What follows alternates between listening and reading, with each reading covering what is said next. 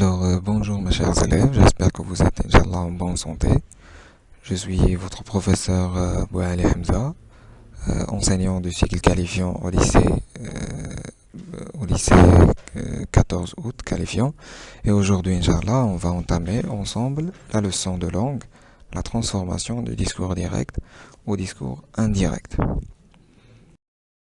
Comme vous la connaissez bien, nous sommes maintenant dans le module 4e, à savoir la comédie. L'étude du bourgeois gentilhomme de Molière. Séquence 1, c'est reconnaître le théâtre comique. L'activité de langue, bien sûr, c'est la transformation du discours direct au discours indirect. Alors aujourd'hui, on va se baser sur un support extrait du même œuvre, le bourgeois gentilhomme. J'ai choisi quelques répliques ou bien quelques phrases. Premièrement, ces cinq premières phrases. Maître de musique déclare deux points, guillemets, c'est un air pour une sérénade que je lui fais composer. De guillemets, point. Maître de musique déclare que c'est un air de sérénade qui lui fait composer. Deuxième phrase, maître de musique a déclaré, c'est un air pour une sérénade que je lui fais composer. Maître de musique a déclaré que c'était un air de sérénade qui lui faisait composer. Troisième phrase, guillemets, je parlais de vous encore ce matin dans la chambre du roi. On ferme les guillemets, dit Dorante. Dorante dit à Jourdain qu'il parlait de lui encore ce matin-là dans la chambre du roi. Quatrième phrase. Je viens ici pour faire le compte ensemble, a dit Dorante. Dorante a dit à Jourdain qu'il venait là pour faire leur compte ensemble. Cinquième phrase. Jourdain ordonne à sa femme, taisez-vous. Jourdain ordonne à sa femme de se taire. Alors on va entamer ou bien on va étudier phrase par phrase. Commençons par la première, comme vous le constatez bien. Dans la première phrase, maître de musique déclare, deux points, on a un guillemet, c'est un air pour une sérénade que je lui fais composer et on a fermé les guillemets. Par contre, la phrase qui la suit, maître de musique déclare que c'est un air de sérénade qui lui fait composer. Alors, première constatation ici, c'est l'absence des guillemets dans la deuxième. Par contre, les guillemets et les deux points sont présents dans la première phrase. Alors, c'est pour cela on va appeler la première, ça veut dire maître de musique déclare deux points et on ouvre les guillemets. C'est un air pour une sérénade que je lui fais composer. La première, c'est une phrase au discours indirect, au discours direct. Pourquoi? Parce que ici, la parole est prise directement de la bouche de maître de musique. Maître de musique déclare deux points. La réplique qui est entre les guillemets, c'est une phrase directe du maître de musique. Ça veut dire c'est sa réplique. C'est pour cela le narrateur l'a mise entre deux guillemets, en utilisant bien sûr le verbe introducteur déclare. Alors dans la phrase suivante, on va changer ces guillemets-là par un que. Le pronom que prend la place des guillemets. Comme vous le constatez bien, maître de musique déclare que c'est un air de sérénade qui lui fait composer. Ce que-là est venu pour changer ou bien pour prendre la place des guillemets et les deux points. Alors, comme vous le constatez bien, ici, on a un changement des deux guillemets et les deux points par un que et un verbe introducteur déclare. Ici, le verbe introducteur déclare est conjugué au présent. Très bien. Dans la deuxième phrase, maître de musique a déclaré, le verbe introducteur est conjugué bien sûr au passé, composé, c'est un air pour une sérénade que je lui fais composer. La présence des guillemets et les deux points, mais le verbe ici introducteur est conjugué au passé. Faites bien attention, je dis bien au passé. La troisième phrase, je parlais de vous encore ce matin dans la chambre du roi. Dit Dorante, le verbe introducteur ici, c'est le verbe dire, le verbe dit, conjugué au présent. Dorante dit à Jourdain qu'il parlait de lui encore ce matin-là dans la chambre du roi. Alors ici, les deux guillemets sont changés par le pronom qui et par le pronom que et le verbe introducteur est encore au présent. La même chose dans la quatrième phrase. Je viens ici pour faire nos comptes ensemble. Les guillemets sont changés par un que et le verbe introducteur est au passé. Dorante a dit à Jourdain qu'il venait là pour faire leurs comptes ensemble. Alors on a changé les guillemets par un que et le verbe introducteur a dit est gardé le même. Cinquième phrase, Jourdain ordonne à sa femme taisez-vous. Alors si vous constatez bien ici, la phrase ici est impérative. C'est pour cela on a changé les deux guillemets et les deux points par un de. Et on va entamer cette phrase à la fin, Inch'Allah. Revenons maintenant au type de verbe ou bien le ton verbal dans lequel est conjugué les verbes. Nous avons la phrase première, la troisième et la cinquième. Les verbes introducteurs de ces trois phrases sont conjugués au présent. Par contre, la deuxième et la quatrième phrase, leurs verbes introducteurs sont conjugués au passé. Comme vous le constatez bien, j'ai fait entourer les verbes au présent en bleu, mais les verbes au passé sont encadrés en rouge. Très bien. Alors voilà, les deux verbes ici sont au passé et les trois verbes sont au présent. Très bien. Pour les verbes conjugués au présent, déclare, dit et ordonne, les verbes ne se changent pas. Durant, ça veut dire quand on les transforme au discours indirect. Maintenant, on va se contenter ou bien se concentrer bien sur les verbes introducteurs conjugués au passé. Ça veut dire comment je vais introduire ou bien changer dans une phrase du discours direct à l'indirect, comment je peux changer la phrase du discours direct à l'indirect quand j'ai un verbe introducteur au passé. Ici, comme vous le constatez bien, nous avons le verbe, prenons la deuxième phrase, maître de musique a déclaré, deux points, guillemets, c'est un air pour une sérénade que je lui fais composer. Quand j'ai un verbe introducteur au passé, je dois changer le verbe qui est inclus ou bien dans la réplique. C'est un air pour une sérénade que je lui fais. J'essaie, le verbe être et le verbe faire. Je dois les changer. Comme vous le constatez bien ici, le verbe est et le verbe faire sont conjugués au présent. Et selon une règle de concordance de temps, les verbes dans le discours direct qui sont conjugués au présent au sein de la réplique et cette réplique-là possède un verbe introducteur au passé, ces verbes-là changent et ils doivent se conjuguer à l'imparfait.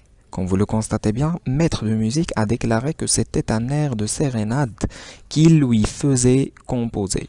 Alors voilà, ici on a changé les deux verbes à l'imparfait. Prenons par exemple le cas deuxième, ça veut dire la phrase 4. Je viens ici pour faire nos comptes ensemble, a dit Dorante. Où est le verbe ici dans la réplique? Je viens, le verbe venir ici, le verbe faire ici est à l'infinitif, alors on va garder le verbe venir. Et nous avons un verbe introducteur au passé. Alors comment je peux changer ce verbe? Le verbe venir ici est conjugué au présent, alors Dorante a dit à Jourdain que, voilà, nous avons les guillemets sont changés par le que, qu'ils venaient là pour faire leur compte ensemble. Dorante a dit à Jourdain qu'ils venaient là pour faire leur compte ensemble. Le verbe venir qui était conjugué au présent, maintenant il est changé à l'imparfait. Cinquième phrase, Jourdain ordonne à sa femme. Ici nous avons une phrase impérative. Ça veut dire cet impératif-là, comment on peut le transformer ou bien comment il peut se conjuguer durant le discours indirect. Au discours indirect, un verbe à l'impératif ou bien la réplique quand elle est impérative, on va rendre le verbe à l'infinitif et avant on va mettre un de. Ça veut dire Jourdain ordonne à sa femme de se taire. Se taire, c'est le verbe taisez-vous, c'est le verbe taiser à l'infinitif. Ça veut dire on garde l'infinitif du verbe et on met un de avant. Jourdain ordonne sa femme. Même si on a ici un verbe au présent, mais toujours, ça c'est une règle, on change le verbe dans la réplique quand il est à l'impératif, on le change et on met un de derrière ou bien avant. Jourdain ordonne sa femme de se taire. Très bien. Alors voilà, ici, on change ces verbes-là. Euh, les verbes entourés maintenant bien indiqués, on les change parce qu'on a un verbe introducteur au passé. Alors, une petite récapitulation. On constate ou bien on désigne une phrase au discours direct quand on a la présence d'un verbe introducteur plus les deux points plus les guillemets. Ça veut dire on a des guillemets qui indiquent la réplique et on a dit bien que le discours direct est fait quand le narrateur a besoin d'introduire ou bien de transférer les paroles des personnages comme ils sont. Ça veut dire de leur bouche aux oreilles du lecteur. Ou bien, très bien, voilà, au lecteur. Alors ça, c'est la première étape. Le discours indirect contient, une phrase au discours indirect contient toujours des guillemets et les deux points et le verbe introducteur. Quand on veut changer des phrases du discours direct à l'indirect, on fait attention à ces guillemets-là et les deux points. On les change ou bien on les remplace par un que. Deuxièmement, on fait attention au verbe introducteur si il est conjugué au présent. Aucun changement n'aura lieu sur les verbes inclus dans la réplique. Si le verbe introducteur est conjugué au passé, alors on doit changer les répliques, on doit changer les verbes dans la réplique selon un tableau que je vais vous donner à la fin, Inch'Allah. Alors voilà, on va prendre maintenant les deux phrases suivantes. Dorante a demandé à Madame Jourdain comment se porte votre fille. Et la phrase septième. Dorante a demandé à Madame Jourdain ne voulez-vous point un jour venir voir le ballet et la comédie que l'on fait chez le roi? Comme vous le constatez bien, ici les deux phrases au discours direct sont au discours direct, bien sûr parce qu'on a des guillemets, les deux points et les verbes introducteurs en jaune. Et les deux phrases possèdent des verbes introducteurs au passé.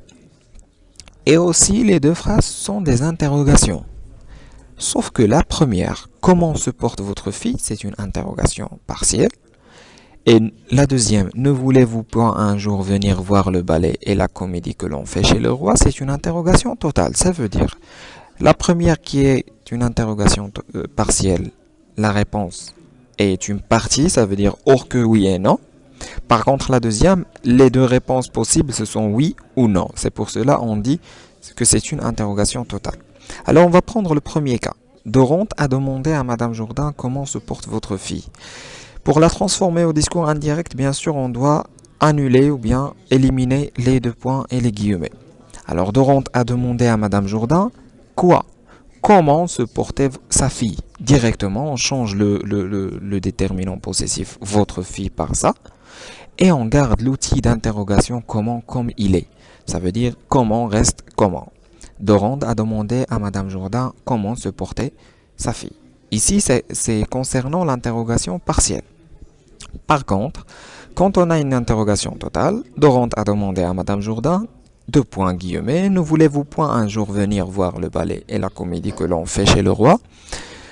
Ici, on élimine bien sûr les deux guillemets et les deux points. On garde le début de la phrase, ça veut dire Dorante a demandé à Madame Jourdain. Et on change les guillemets et le point d'interrogation par un si, parce qu'on a ici une interrogation totale. Si elle ne veut point un jour venir, etc. Pour que la réponse soit oui ou bien non. Alors voilà ici pour les phrases interrogatives. Dans une interrogation partielle, on garde l'outil d'interrogation et on l'intègre dans la phrase au discours indirect. Par contre, dans une interrogation totale, on change le point d'interrogation et les guillemets et les deux points par un si. Passons maintenant à la règle. Transformation opérée au discours indirect. Ici, nous aurons un tableau dans lequel on va... voilà, ici, voilà la règle. Phrase déclarative.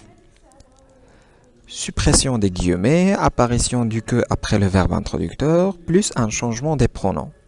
Voilà, ça c'est quand je parle de la transformation opérée du discours direct à l'indirect. Voilà les étapes convenables. Suppression des guillemets premièrement, apparition du que, ça veut dire on intègre les que, on change les guillemets par un que après le verbe introducteur, plus un changement des pronoms. Lorsque le verbe introducteur est au présent, le temps du verbe de la subordonnée ne change pas. Ça veut dire on ne change pas les temps des verbes dans la réplique, qui sont au sein de la réplique. Deuxièmement, lorsque le verbe introducteur est au passé, le temps du verbe de la subordonnée change. Ça, je parle ici quand le verbe est au passé. Le présent devient imparfait, le futur devient conditionnel présent, l'impératif devient infinitif ou subjonctif, etc. Ça sera bien détaillé dans un tableau que je vais vous donner après, Inch'Allah. Troisièmement, les indications de temps changent aussi.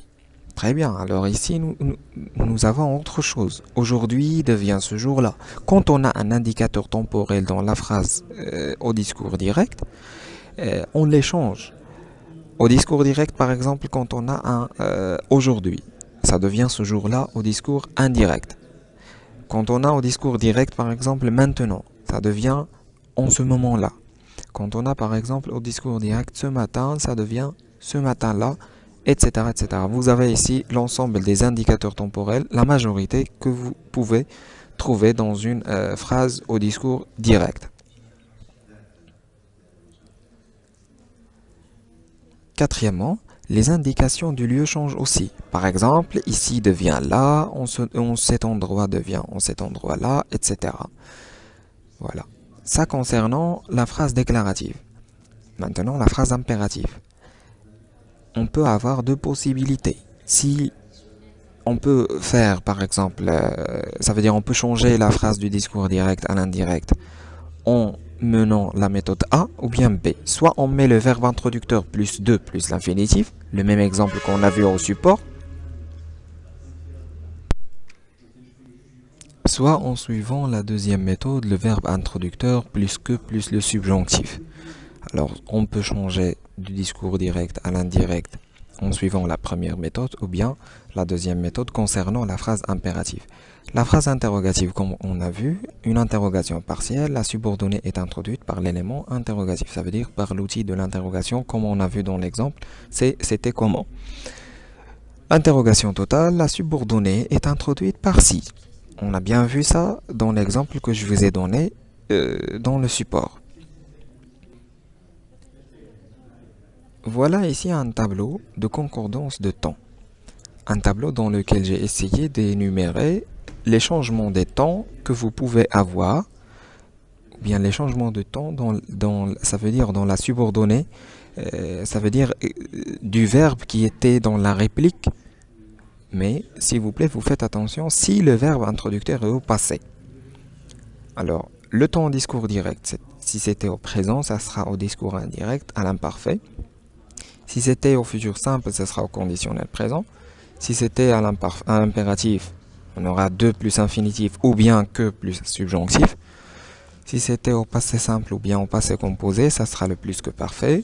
Si c'était au futur antérieur, ça sera au conditionnel passé.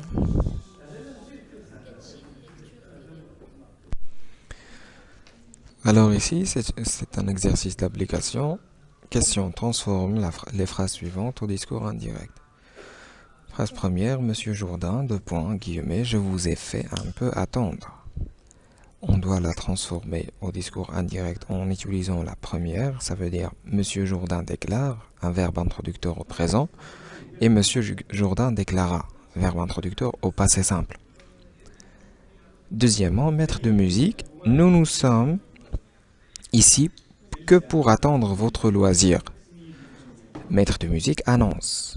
Alors en utilisant le verbe introducteur annonce.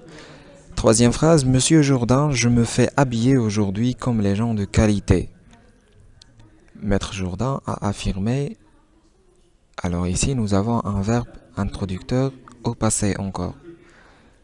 Monsieur Jourdain, me feriez-vous voir votre petite drôlerie? On fait bien attention ici, c'est une question.